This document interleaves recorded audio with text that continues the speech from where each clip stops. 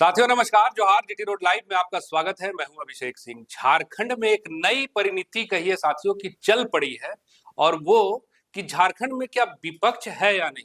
आप देखिए किस तरह से लोकसभा में जब किसी मुद्दे पे, किसी बिल पे चर्चा होती है, तो वहां पे लोग वेल तक आ जाते हैं, हंगामा हो जाता है। चाहे बात आप बिहार की ही कीजिए ना, पड़ोसी राज्य है, वहां पे भी आपको विपक्ष जो है हमेशा आक्रामक नजर आता है।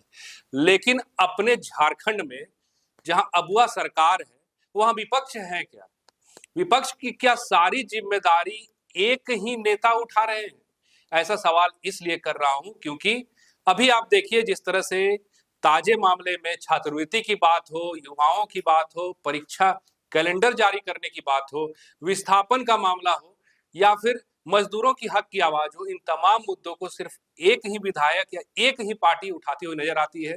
वो है जेल के एम, और वो है जेल के एम के सुप्रीमो टाइगर जयराम महतो। कभी आक्रामक होते हैं तो कभी कुछ भी हो, लेकिन अपनी बात को बड़ा ही प्रखरता के साथ और आवाज को बड़ी बुलंदी के साथ रखते हैं, और तब जाकर के चर्चा जो है वो आगे बढ़ती है। अभी हालिया बयान आप देखिए किस तरह से जब सारे मंत्रियों को सरकारी आवास या बंगला अलॉट हुआ, तो उस वक्त विपक्ष के नेता हो या फिर पक्ष के नेता हो, अब इनकी ये कहना है कि भैया हमें फर्नीचर क्यों नहीं मिला, क्या हम जमीन पे सोएंगे? लेकिन वही टाइगर जयराम महतो की अपनी मांग है। उनका सीधा सीधा कहना है कि भाई युवा हैं, छात्र हैं, उनके भविष्य का क्या होगा। आज आप देखिए कितने दिनों से छात्र भी संघर्षशील है, और बड़े बड़े नेता भी, चाहे वो चमरा लिंडा हो या फिर तमाम बड़े बड़े नेता, वो ये कहते नजर आए कि छात्रवृत्ति जो है वो जल्द से जल्द सभी छात्रों को मिलेगी। साथियों, जहां छात्रवृत्ति का जो मामला है, ये बच्चों के भविष्य के लिए कहिए, छात्रों के भविष्य के लिए सबसे जरूरी है। इसको लेकर के जब विधायक सरकारी पक्ष के या फिर कहिए उनके समर्थन में जो विधायक हैं, उनका कहना है कि केंद्र से भैया हमें अभी तक राशि नहीं मिली है, तो आगे हम इसका आवंटन कैसे करेंगे। इस पे टाइगर जयराम महतो ने भी कुछ अलग बात कही है। हालांकि जब बात बंगले की हो रही है, वहां पे ये भी बात जब विधानसभा में देवघर के राजद विधायक ने रखी कि हमें फर्नीचर के लिए 10 लाख रुपए चाहिए, और इस दरमियान जब पेशकश 3 लाख की हुई, तब भी न सत्ता दल के और ना ही विपक्ष के नेता माने। उस पर टाइगर जयराम महतो ने सीधा सीधा ये कहा कि आज इस बंगले की जरूरत क्या है, जब छात्रों का भविष्य अधर में है, जो देश के भविष्य है उनका भविष्य अधर में है। और इसको लेकर के जब उन्होंने विधानसभा में अपनी बातों को कहा, तो हम चाहेंगे कि एक बार आप पहले इस बातचीत को सुनिए, फिर हम आगे की जो बात है वो करेंगे।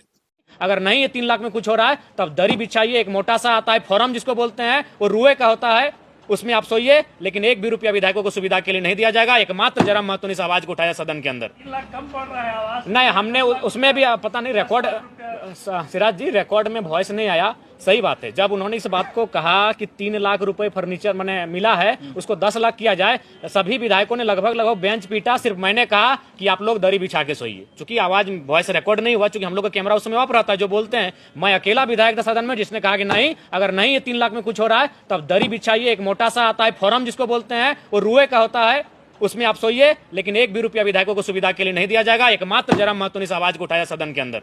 बाकी सभी विधायक मेज पीट रहे थे। जब सुरेश पासवान जी ने इस बात का प्रस्ताव सदन में लाया कि 3 लाख रुपए में फर्नीचर, बेड इत्यादि नहीं हो रहा है, सोफा इत्यादि, उसे 10 लाख किया जाए, सभी मेज पीट रहे थे। सभी विधायक, बीजेपी के, कांग्रेस के, जेएमएम के, आरजेडी के, तमाम विधायक मेज पीट रहे थे। अकेला जयराम महतो ने कहा अगर नहीं है तो अब दरी मंगाइए, मोटा सा दरी मंगाइए और बिछा कर सोइए। लेकिन अब जब तक छात्रवृत्ति नहीं, जब तक इस राज्य के लोगों को सुविधा नहीं, विधायकों को एक भी सुविधा नहीं दी। आज तो बहुत गिफ्ट बटा है।